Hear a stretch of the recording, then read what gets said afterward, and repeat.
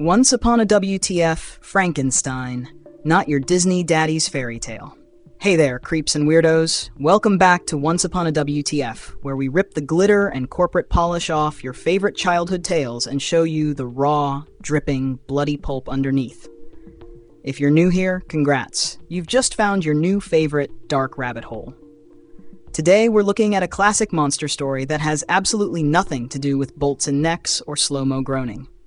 Yeah, we're talking about Frankenstein. And spoiler alert, that's the name of the guy, not the green dude with the skin issues. Let's get into it. So here's the setup. It's 1816. We're in Switzerland. The world's going through what's called the Little Ice Age, which sounds adorable, but was actually a cold, wet, crop-destroying hellscape. Like imagine if summer just ghosted everybody. That's what happened. No tan lines, just damp petticoats and moody poetry. Mary Shelley, who was only freaking 18 years old, was holed up in a creepy villa near Lake Geneva with a group of wealthy, oversexed weirdos. First up, we've got Percy Shelley, Mary's boyfriend. He was married, but whatever. It's romantic-era hot girl summer. Percy's a poet, a philosopher, and an all-around red flag. Picture him as a kind of 19th century Tinder date with a god complex and a closet full of unpaid debts. Also in attendance, Mary's stepsister Clairmont, who was madly in love with the next guest on our chaotic guest list, Lord Byron. You know, the original sad boy with abs, the Kardashian of English poets. He had already fled England because of some minor scandals like incest. And maybe a couple of dead women. Who's counting? Anyway, these four end up locked in a house by rain for days, because, again, global climate nightmare, and they start telling ghost stories to pass the time. This wasn't just Netflix and chill. This was read Gothy out loud and summon the demons of your subconscious energy. Byron, because he's Byron, throws out a challenge. Let's all write something to scare the pants off each other. Mary, the teenage goth queen, says, bet. And from that, Frankenstein is born. Now let's get something clear. Mary Shelley didn't write a spooky little monster book for kicks. Frankenstein is hardcore. It's about birth without a mother. Science without ethics.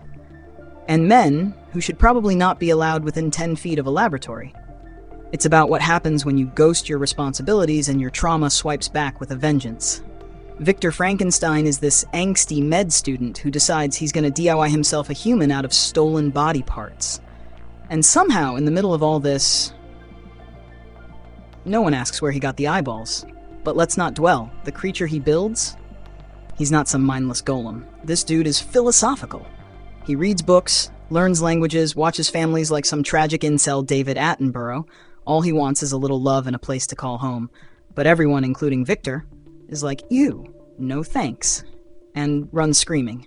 So he burns it all down, figuratively, literally, emotionally. You know what this is? It's a revenge story. It's a birth story. It's Mommy Issues, the novel. And here's the real kicker. Mary Shelley's whole life basically was a gothic novel. She lost her mother during childbirth. She ran away with a married man at 16. She had a miscarriage in a bathtub. She lost 3 of her children before the age of 22. Her half-sister committed suicide. Her husband drowned at sea. And somehow, in the middle of all this bleak-ass chaos, she wrote a book about how creating life can destroy it, especially when you pretend like it's no big deal. It's like if the Real Housewives of the Regency era took a break from throwing teacups and started talking about body horror and the ethics of artificial intelligence. Now you might be wondering, why hasn't Disney turned this into a musical? Because Frankenstein doesn't play well with talking animals and happy endings. There's no fairy godmother, no whimsical forest creatures, there's just trauma, abandonment, and murder. The creature doesn't get a redemption arc. Victor doesn't learn a lesson. Everybody dies cold and miserable. The end. And that's the good stuff. By the way, random side note, I got a flyer in the mail this week advertising a burrito place down the street, and the burrito on the front, absolute spitting image of me. Like, uncannily accurate. Same shape, same vibe, same haunted eyes. I might sue.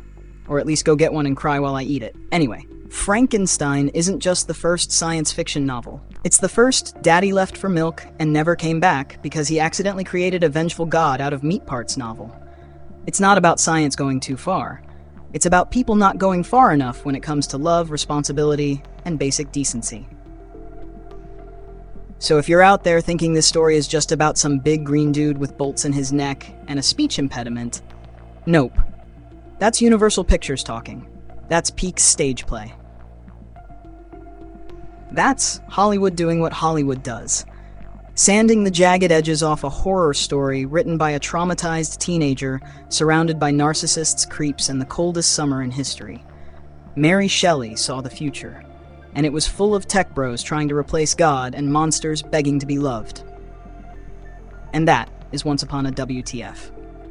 If you like this video, smash that like button like Victor smashed the natural order. Subscribe so you don't miss the next time I absolutely ruin another childhood favorite. And share this with someone who still thinks Frankenstein is just a Halloween costume and not a metaphor for emotionally unavailable men. Until next time, remember, if you're building a man out of corpses in your basement and you're not emotionally prepared to raise him, maybe just don't. See you next time.